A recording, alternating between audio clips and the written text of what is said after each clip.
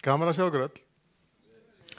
Og við erum núna í seríunni Guð ekki dáinn, eins og Ágúst sagði hérna áðan. Og síðasta sunnudag var Símon Geir að tala til okkar að það var upphaf. Og það er ýmislegt sem bendir til að þessu upphaf hafi verið stjórnað. Og við trúum því að það hafi verið Guð sem stjórnaði því. En ekki það að þetta hafi orðið fyrir tilviljun eins og vísindin vilja meina. Og efni sem ég ætla að fjalla núna í dag, það heitir Lífið er engin tilviljun. Og þetta efni er tekið fyrir bókinni sem við erum að gefa út eftir hann Rice Broocks sem heitir Guð ekki dáinn. Þannig að það er heimildi sem ég er að vitna til, það er tekið bara úr bókinni. Þannig að þið viljið kynna ykkur efnið betur þá endilega að lesa yfir bókina. En mér finnst, örugglega eins og ykkur öllum hinnum, vísindin vera eiginlega frábær. Vísindin er að rannsaka hluti og þeir eru að koma með tilgátur og kenningar og sannanir. Og þetta er bara til þess að auka skilningu okkar og auka lífsgæði okkar. Þið sjáu hvernig vísindi virka allt í kringum okkur. En vísindin þau byggja á sönnunum og það sé hægt að mæla hlutina. Og það er kannski kemur þessi vanda fyrir vísindin að viðurkenna að handbragð Guðs sé á náttúrunni. Þess að það er að mæla allt. Og það er ekki hægt að mæla Guð. Guð er fyrir utan sköpunina. Og það er ekki hægt að mæla handbragðin sem það er hægt að sjá afleiðingar af handbragði Guðs. Og ég trúi því að alheimurinn það hefur verið hannaður af Guði. Og ég kemst að þeirri niðurstöðu skoða hvað er allt svona hugvitsamlega gert. Og það lítur ekkert út eins og tilviljun hafi fengið að ráða þegar þetta var allt gert. En vísindi þau þurfa sannanir. Og þess vegna vilja menn ekki skoða þennan möguleika að æðri máttur hafi skapað allt. Það er bara ekki hægt að mæla. En ef það er raunveruleikinn að það má ekki líta að það sé til hönnuður að þessu öllu, er það ekki verið að horfa fram hjá einu möguleika. Er ekki verið að taka einn möguleika út úr jöfninni. En halda öllum hinum inni. Ég spyr okkur að því. Einn aðal svona boðberi trúleysingja, hann heitir Richard Dawkins, hann segir í bókinni Ranghugmyndin hönnun, heitir bókin hans, og hann segir þar, ranghugmyndin hönnun eða sköpun er svo vinsæl að allt í þessa dags neita flestir Ameríkumenn, þar með taldir og það er mikilvægt margir áhrifamiklir og ríkir Ameríkumenn, staðfastlega að trúa að hún sé ranghugmynd. Þetta er það sem trúleysingar trúa. Ég trúi eins og sagði, ég trúi að Guð hafi hannað og skapað okkur og þennan heim. Og hérna núna eftir ætlum við að velta upp fyrir okkur hvort að þessi hugmynd eins og Richard Dawkins kallar ranghugmynd, hvort hún sé ranghugmynd og hérna hvert eru staðreyndirnar að leiða okkur, það sem menn hafa verið að uppgötva. Hversu sterk rök eru fyrir því að lífið hafi bara kviknað af sjálf sér, bara engin Guð að neitt. Og það hefur orðið til fyrir þróun eða náttúruval, eins og hann hérna Darwin kom með. En á síðustu öld, þá var einn stærsta uppgötvunin á síðustu öld, var uppgötvunin á erfðaefni alls lífsins, eða DNA. DNA er erfðaefni sem er hverja einstu frumu og það er svona leiðbeiningabæklingur hvernig á að búa til lífveru, eða frumu. Og eins og Bill Gates orðaði það, mannlegt DNA er eins og tölvuforrit en miklu lengra komið en nokkur hugbúnað sem nokkur tíman hefur búið til. Og þannig bara þannig að það bakteríur hafa DNA, það hafa allar lifandi verur hafa DNA, við höfum líka DNA í frumum okkar. Og þetta er svona eins og alheims tungumál, eða þetta er svona tungumál sem segir fyrir hvernig ná að búa til lífveru. Og allt DNA í lífveru, það er kallað erfðamengi. Og DNA það er svo agnarsmátt, þeim sjáðu ekki nema í smásjá, en það er eins og svona gormur sem er snúin upp á sig, er DNA-ið, og það eru svona rímar í gormunum. Og rímarnar sem eru í gormunum, sem byggt upp á 4 efnum, að það eru 3,1 billjón rímar, sem er 3100 miljardar ríma. Þetta er svo langa leiðbeiningar. Og líkurnar til þess að svona leiðbeiningar búið sér til að sjálf sér eru rosalega litlar. Og ég ætla að fjalla um það eftir hvað eru litlar líkur á því að svona búist til að sjálf sér. Þegar að Charles Darwin gaf út bókina Upprifjun tegundana árið 1859, þá kom hann að stað byltingu. fyrir þann tíma þá litu menn á þannig að það hlyti að vera skapari. En eftir þann tíma þá var komið svona tæki fyrir vísindamenn að horfa á það að það mátti taka Guð út úr jöfnunni. Þetta hefði getað skeð að sjálfu sér. Og það var það sem að Darwin færði vísindasamfélaginu. Það er þetta sem kallað er náttúruval. Og eins og Darwin sá fyrir sér, þá var lífið sprottið upp af einni frumu eða veiru eða hvað sem hann kallaði það. Og síðan hefði það þróast í gegnum tíðina og þetta væri svona svo tré, þar sem að stofnið var í byrjunin og svo greindist það út og við varum allir komnir frá sama upphæðinni í raun og veru. Þannig að allar lífur ætti sameiginlega uppruna. Albert Einstein, sem að þið kannist öll við og hafið heyrt hann þekkti þróunarkenninguna mjög vel. Hann sagði samt: trúartilfinning tekur á sig form allsherjar hrifningar yfir samræmi náttúrulögmálana sem opinberast líka ofurgreind að samanborið við hana verður öll kerfisbundin hugsun og hegðun mannana innilega ómerkilegt bergmál. Hann sá þetta eiginlega sama og mér finnst vera í raun og veru. En þetta náttúruval sem kom frá Darwin, það er svona blind þróun í raun og veru. Það sem hægt og hægt, það er lítill mismunur á milli einstaklinga tegund og það er svo lítill munur sem verður því að þeir vera betri til að lifa af og þannig einangrast eiginleikar og með því móti þá verða til tegundar nýjar tegundir og svo koll á kolli. Og það er eiginlega í þessu kenningu Darwins og svo það sem best við að líta menn á það að náttúruval í blandi svona stökkbreytingar, svona mikla breytingar, að þeir valdi því að nýjar tegundir verði til.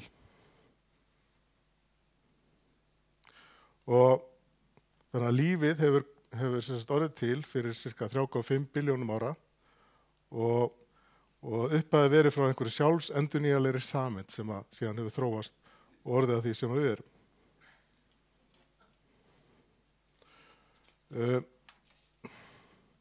Og það er alveg rétt, það er þróun innan tegunda og Darwin sá það líka að þegar hann var að kanna ákveðna finkutegund að þá var þróun á goggastærinn eftir hvað hann borðaði, þannig að það breyttist eftir hvað fæðu þær höfðu og það er þannig, við getum aðlagast af þessan hátt og þessi þróun er kallað svona smá þróun. En þetta drífur bara fram svona takmarkaða breytingar. Og það hefur, til dagsins dag, þá er ekki hægt að sýna fram á það að það verður svona stórar breytingar eins og til dæmis að fiskur verða froskdýri. Það er ekki hægt að sýna fram á linkið þar á milli. Og það er ekki til einn sönnu fyrir því að all líf sem sprotti frá sama forföðun í gegnum svona stefnulausan náttúrulegan feril. Sumir kristnir trúið samt að þetta hafi getað skeð þannig, en það er ekki að sýna fram á það sem við erum að segja. En það er samt svona eftir þegar þetta verður í öllu þessu, það eru tengsl á milli til dæmis manna og simpansa, að við deilum svona ákveðnu prósentufjölda af DNA-inu. Og þannig að það getur nú vel verið að ég og Jóhannes Frandi verður konur á öpum. En að auki þá líkist mannfóstur heilmikið öðrum tegundar fóstra í dýraheiminum. En það stóra málið hvernig túlkum við niðurstöðunar. Þessi líking á milli tegunda getur alveg verið afleið þess að hafa sameiginlegan hönnuð, frekar en sameiginlegan forföður. En spurningin það var þegar ég var í skóla, þá lærði maður það að lífið hefði kviknað, það hefði verið svona ákveðna aðstæður í fornheiminum fyrir 3,1 billjörðum ára og það hefði skapað svona efnasúpa og það hefði valdið því að orðið til svona lífrænt efni og það lífið hefði komið að því. Þessi var haldið fram og síðan voru einhver rannsóknir gerðar og það var búið til líf í svona lokuðu umhverfi. En síðan hefur komið fram að þetta stenst ekki. Það sem menn vituð jörðina frá forsögulegum tíma að þessar aðstæður voru ekki til staðar. Þannig að það var ekki hægt að búa til þess að lífrænu súpu. Og það verið sýnt fram á það. Þannig að það ekki búið að sýna fram á það að svona lífræn súpa hefur getið verið til í byrjun sem bjóð til líf. Bara svo vitið það. En hver eru líkurnar fyrir að þetta geti skeið allt svona? Að við getum þróast og það verður orðið til svona líf. Og það var fólk sem að gerði tilraun til þess að meta það og þau gáðu út bók sem heitir Evolution from Space eða Þróun utan úr geimnum og það voru fólk sem heitir Fred Hoyle og Chandra Wick, þetta eitthvað mjög erfitt orð, Wick Samrinche. Þau færðir rök fyrir því að líkarnir á því að líf vakni af sjálfu sér á jörðinni sé 1 á móti 10 í veldinu 40.000. Það 10 með 40.000 núlum eftir. Og þau sögðu að það væri sömu líkur ef að tundurskeyti færi í gegnum ruslahaug, myndi sprengja hann upp og eftirstæði Boeing 747 tilbúin fullaðin af bensín og tilbúin til lofttaks. Það rosalega litla líkur. Það eru bara nánast engar líkur. Og til þess að en menn að finna alls konar möguleika til að sjá, en þess að menn náttúrulega trúi ekki á Guð og reyna að finna til möguleika hvernig getur það skeið.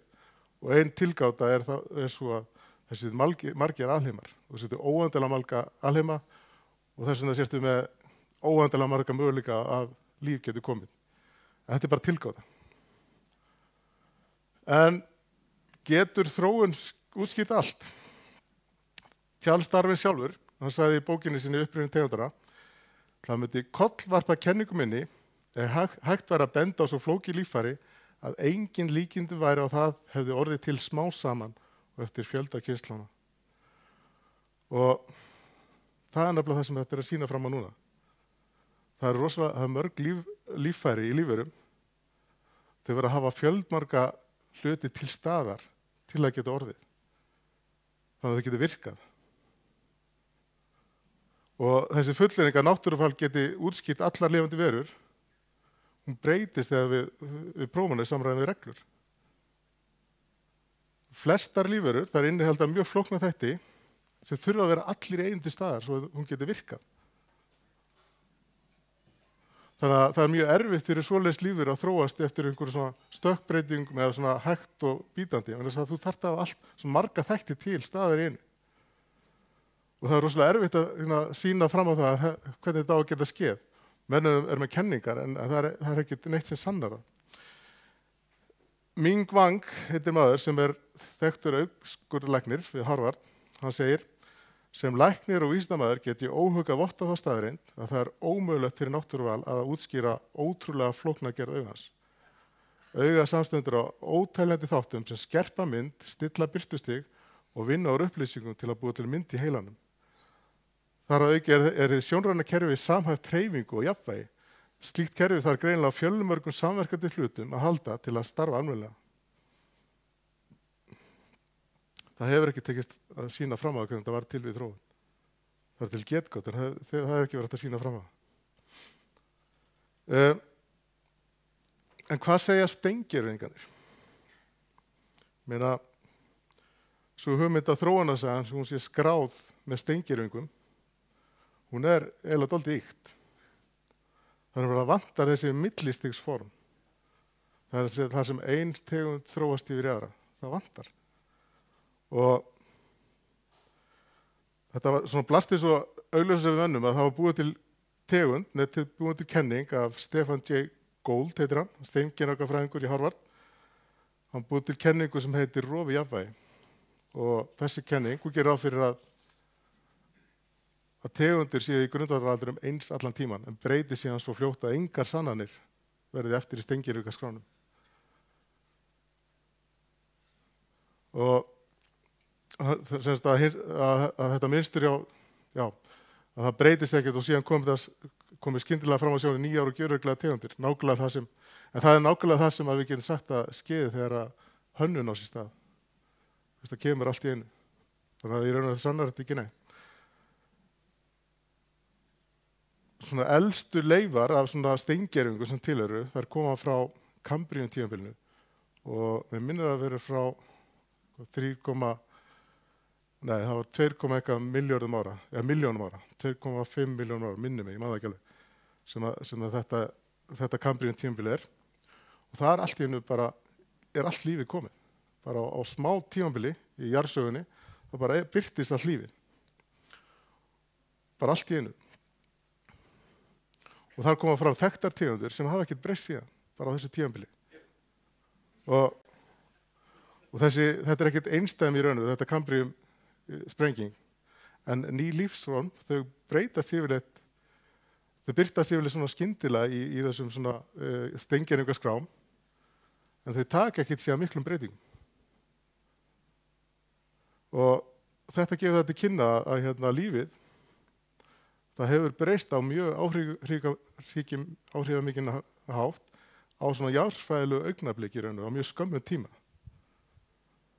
Og þetta eiginlega, finnst mér, dálítið sönnun það að Guð, hann hafi gripið inn í þróun lífsins út alla jarðsöguna. Darwin sjálfur sagði að breytingin gerði svo hægt að við ættum að sjá röð steingervinga sem var frábærinn hver öðrum. Og hann nálaði að þegar það væri búið að grafa upp nógu mikið, þá myndi það sjást. En nú búið að grafa í 150 ár. Og það ekkert sem sýnir það að sé neitt þetta millistig á milli einhverja tegunda. Nema kannski sem tilgáta í svona túlkun listamanna í líffræðibókum. Það ekkert annað sem sýnir fram á það. Og þegar svona fólk sem aðhellir svona þróunarkenningar, þeir látið horfast augu við vísbendingar slíkar sannanir, þá oft svarað að borið hafi verið kennsla á svona nokkrar millistigs-tegundir. En það sem fólk að kalla millistig,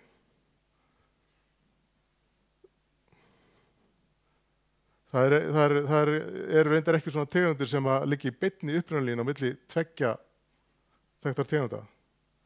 Það eru svona einfaldlega steingervingar sem deila sérkennu tveggja hópa. Svona dálítið eins og ef við höfum grillopn, þá hefur hann sérkenni grills og opns.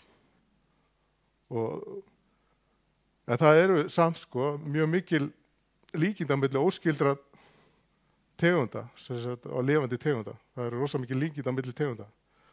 Til dæmis augun í kolkrabba, þau eru mjög lík augum við mönnum.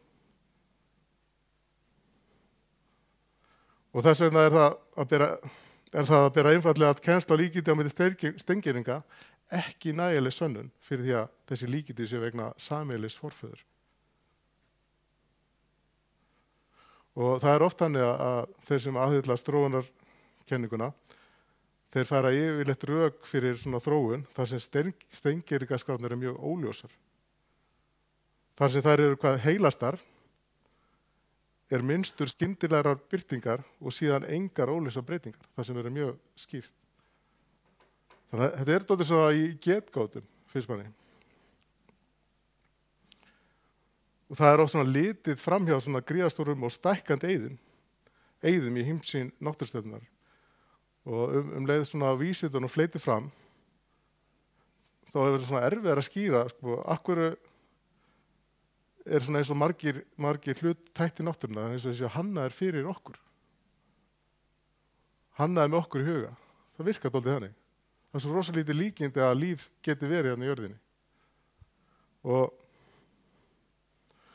Og svo þetta með frumurnar. Þetta er eins og sé bara kóði, DNA er bara eins og svona kóði sem er bara eins og ég vann sem forritari í 10 ár. Þar býr maður til kóða fyrir tölvundir til að framkvæma ýmislegt. Og DNA er bara eins og kóði sem hefur verið settur inn í allar lífverur, eins og það hefur verið hannað. En, ég var að taka þetta aðeins saman sem ég er búin að segja ykkur. Ég sé að Rengi sofnar, til hamingju það. Jú, það er reyndar einhvern aftast. En það er rosalega mikla svona sannanir til fyrir hönnun og hann má finna í því hvað margbreytilegt lífið er hérna á jörðinni, allt í smæstu stigin. Og það er ekki aðeins að lífið hafi verið hannað, líka hafi verið skipulagt mjög í þaula, algjörlega. Og líkurnar á þetta gerist það eru hverfandi litlar. Það gerist að sjálfur sér, eins og vísindin vilja segja. Ég ekki að segja að vísindin séu einhverjum rangstíðum. Það mjög flott að þau séu búið til kenningar en að komast að þessu. En að þannig verður eflist þekkingin og bara mjög gott að rannsaka alla þessa hluti. En við þurfum ekki að vera hrædd við það sem kristnir, að vísindin komast nú allt í einu að því að bara kristnin eða Guð sé ekki til eða eitthvað svoleiðis. Það bara ekki þannig. Okkar trúundirstöður, Biblían og allt það stendur. Og líka varðandi annað þá hefur þróunarkenningu Darwins, hún hefur ekki getað gert grein fyrir þessum margbreytileika og fjölbreytileika lífsins. Og þetta það að sumt í lífverum er svo flókið og það er svo margir þættir ef þetta í staðar svo að geti orðið til. Það ekki búin að sýna fram á það hvernig það getur orðið til með þróun. Og svo líka þetta varandi það að mönnum verður ekki tekist að sýna fram á það hvernig gat líf orðið til í upphafi á jörðinni. Aðstæður með það sem enn vita núna voru ekki til staðar. Og það bendir til svona utanaðkomandi sköpunar. En það getur breyst. Guð er almáttur. Guð getur skapað líf á hvernig hann hátt sem á honum hentar.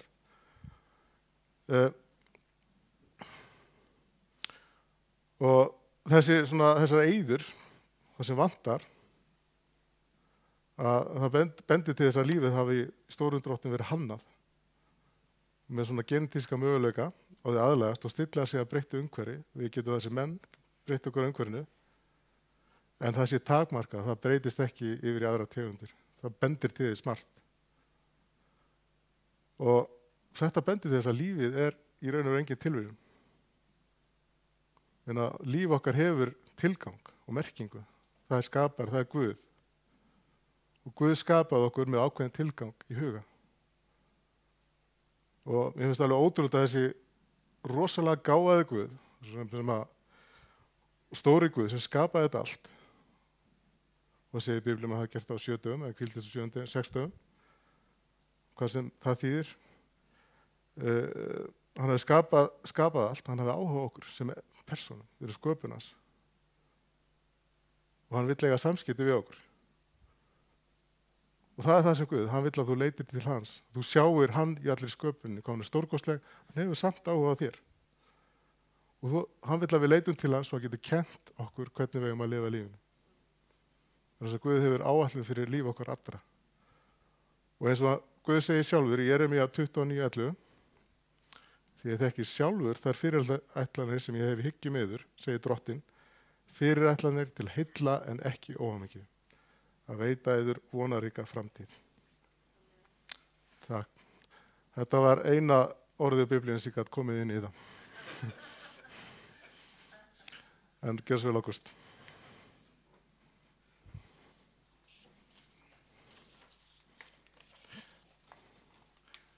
Ég held ég leyfi Ágústi að svara spurningunum.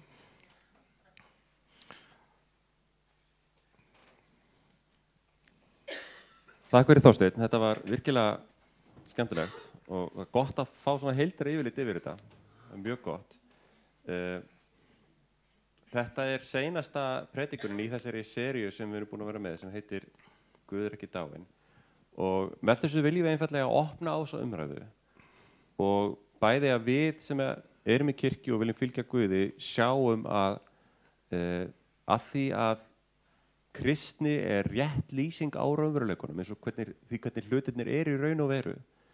Þá er ekkert sem við þurfum að óttast. Það eru engar spurningar sem eru hættulegar sem við viljum ekki ræða af því að við vitum að því meiri þekking á raunveruleikunum sem kemur upp á yfirborðið því betur sjá menn að kristni er rétt og sönn lýsing á raunveruleikunum. En það er rosalega mikilvægt að við ræðum þessar spurningar opið og á gagnkvæmri virðingu og allt það. Og það við eigum heilmikið inni í því. En erum við með einhverjar spurningar? Er eitthvað sem okkur langar að ræða þetta eða eitthvað annað? DNA-ið, þróun, hefur einhvern tímann fengið á því spurningu eða staðhæfingu varðandi kristni sem þér fannst óþægilega að þú hafðir ekki svar við? Eða erum við bara með þetta allt saman á hreinu? Mér langar bara að segja, mér finnst þetta með auga, Aha. það er rosalega sterk röð með Guði og til dæmis auga kolkrabbans líka og auga selsins og bara spendýr yfirleitt. Rós er að benda á það að þetta sem Þorsteinn var að tala um með augað, hvað það er margbrotið og það hefur marga mismunandi þætti sem allir verða að vera til staðar á sama tíma til að augað virki. Það stundur ekki tekið dæmi með músagildru. Músagildra er afskaplega einfalt tæki, þau hefur bara 3 hluta. Spýtu, fjöður og einn lás sem heldur fjöðrunni, ekki satt. Og leið og músin stígur upp á lásinn, þá vlupp, fellur fjöðurinn. En við sjáum að til að músagildin virki sem músagildra, þá verða allir 3 hlutarnir að vera til staðar. Það er ekki, ef við tökum 1 hlutan í burtu, þá er músagildran algjörlega gagnslaus. Af þessu einfalda dæmi getum við séð að músagildra sem bara er með 2 hluta, hún getur ekkert þróast. Það er að segja, hún hefur enga möguleika til að komast af og keppa við aðrar músagildrur, af því hún er gagnslaus. Og þetta er ákveðið vandamál sem að menn hafa ekki náð að leysa í þessu umræðu með þróun. Það er að segja, eins og með augað, allir hlutarnir verða að vera fullmótaðir til staðar og verka með öllum hinum til að augað virki. Það er dálítið eins og þú sért með bíl og reiðhjól. Bíllinn er miklu fullkomnari, stærri og miklu meiri tækni í bílum, en ef það vantar kertastæðina, þá ertu betur settur á reiðhjóli. Þá kemist reiðhjól betur í samkeppninni við bíl, ekki það? Allt verður að vera til staðar svo bílinn virki. Varstu með spurningu, Jórunn?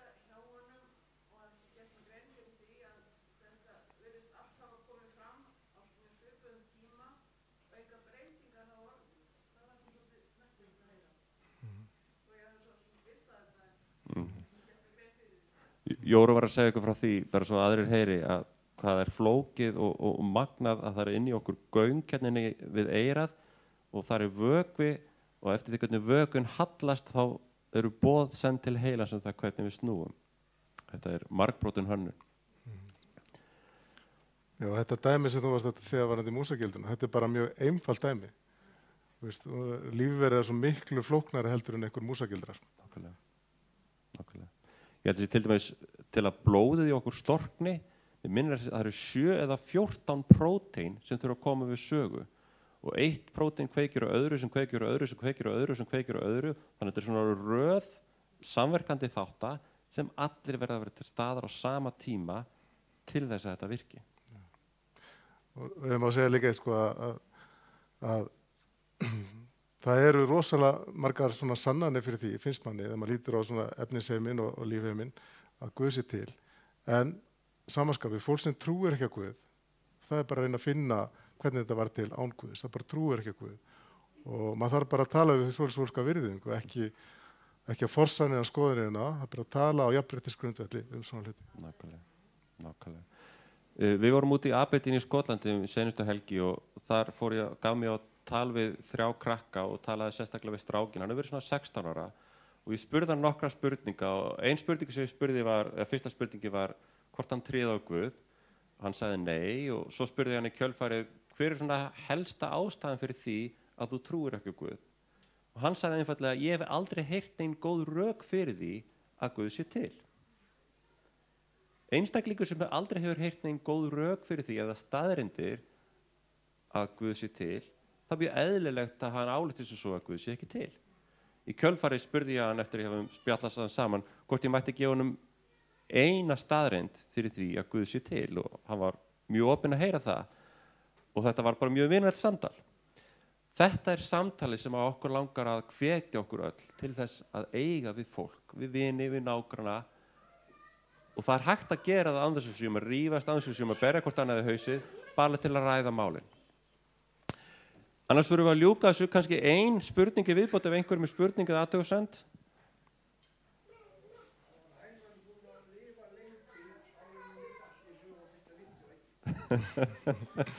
Og einn hérna út úr salnum sem bendir á hvað var hænan búin að lifa lengi að hún henni datt í hug að liggja á eggi og það er náttúrulega þetta klassiska vandamál við þróun og æxlun og allt það, hvort kemur á undan hænan eða eggið. Það er eiginlega annað dæmi marga samverkandi þætti sem þurfa að vera til staðar á sama tíma. En takk fyrir, já. Það er kannski eitt á þér að líka samvikið þetta, en hvernig er þetta lífinu upp að hafa kall og konu? Það er mitt. Hvernig er þetta lífinu upp á því að hafa kall og konu? Þetta er svo marga spurningar svo erfitt að svara. Hvað segir þú, Jónas?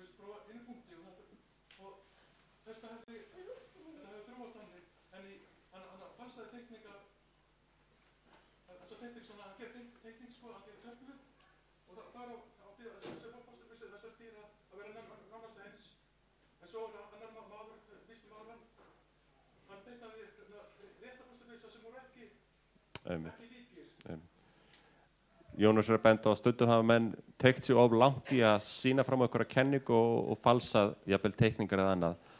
Þannig að það er bæði til, náttúrulega bæði í kristni og í vísindum, menn með ganga langt eða fara rangt að málunum. Og þá erum við bara að ræða málun og komast að hennu rétta. En takk fyrir þessa stund í dag. Við getum haldið áfram að spjalla hérna, eða þið getum komið og spjalla við okkur, en við skulum ljúka predikunum formulega og umræðunum. Takk fyrir Þorsteinn og Guð bless okkur inn í vikuna. Við hittumst aftur á sunnudag kemur. Það er opið hérna ef ykkur vill fyrirbæn á eftir eða spjall. Endilega komum og spjallum saman og svo er kaffi hérna inn í kaffisal. Takk fyrir í dag.